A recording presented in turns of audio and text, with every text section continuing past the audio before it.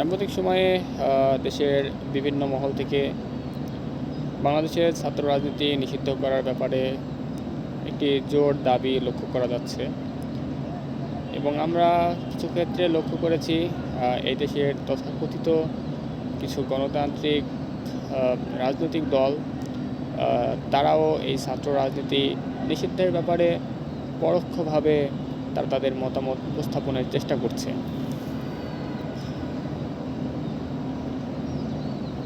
আমি যদি বাংলাদেশের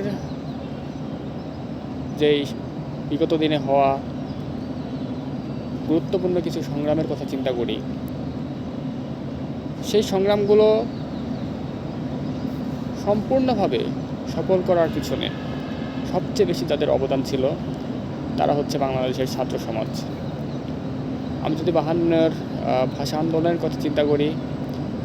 বা সাম্প্রতিক 2024 সালে ঘটে যাওয়া বৈষম্য বিরোধী কোটা আন্দোলন যেটি আসলে সংগঠিত হয়েছে, সেই আন্দোলনের কথা যদি চিন্তা করি, এই সময়ের মধ্যে বাংলাদেশে সংগঠিত হওয়া প্রতিটি আন্দোলনে বাংলাদেশের আপামর ছাত্র জনসাধারণের স্বতঃস্ফূর্ত অংশগ্রহণ ছিল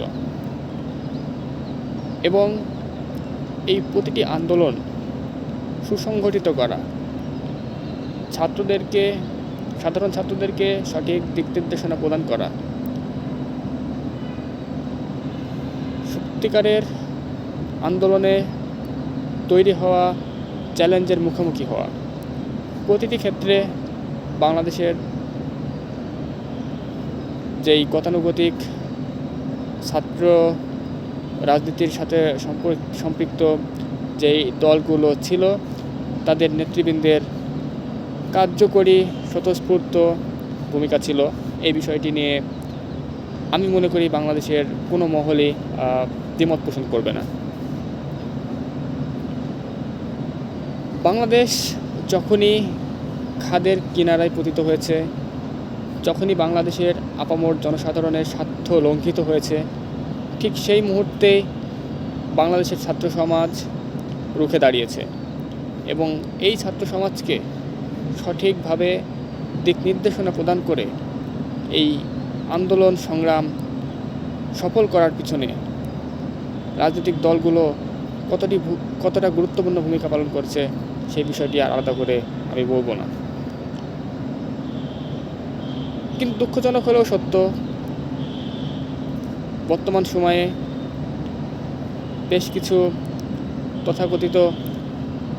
ছাত্র সংগঠন তারা তাদের দলীয় স্বার্থ এবং তাদের আধিপত্য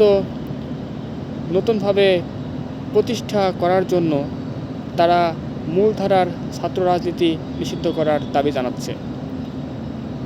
যেটি সত্যিই দুঃখজনক। বাংলাদেশে যদি ছাত্র রাজনীতি সঠিক চর্চা না থাকে,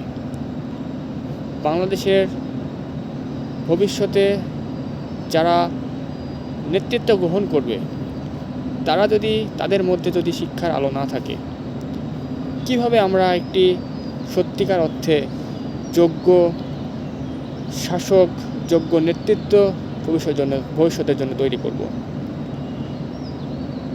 ছাত্র সমাজকে রাজনীতি থেকে দূরে রাখার অর্থই হচ্ছে এই জায়গাটিতে সমাজের দুষ্কৃতিকারীদের জায়গা করে দেওয়া। যখনই এইখানে যোগ্য নেতৃত্ব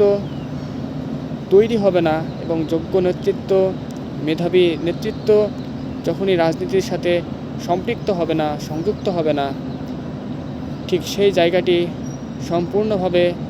দখল করে নেবে তথাকথিত স্বার্থন্বেষী গোষ্ঠী,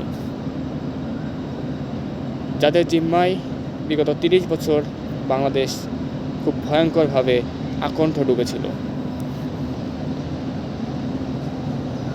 এবং আমি যেটি সম্পূর্ণভাবে উল্লেখ করতে চাই সেটি হচ্ছে বাংলাদেশের আপামর জনসাধারণ, আপামর ছাত্রদের রাজনীতি করার অধিকার কেড়ে নেওয়ার ব্যাপারে যে অপতৎপরতা আমরা লক্ষ্য করছি, সেটি আমি সাধারণ ছাত্রদের পক্ষ থেকে সম্পূর্ণভাবে এটির বিরোধিতা করছি এবং এই ধরনের অপপ্রয়াসের বিরুদ্ধে আমি আমার অবস্থান স্পষ্ট করছি।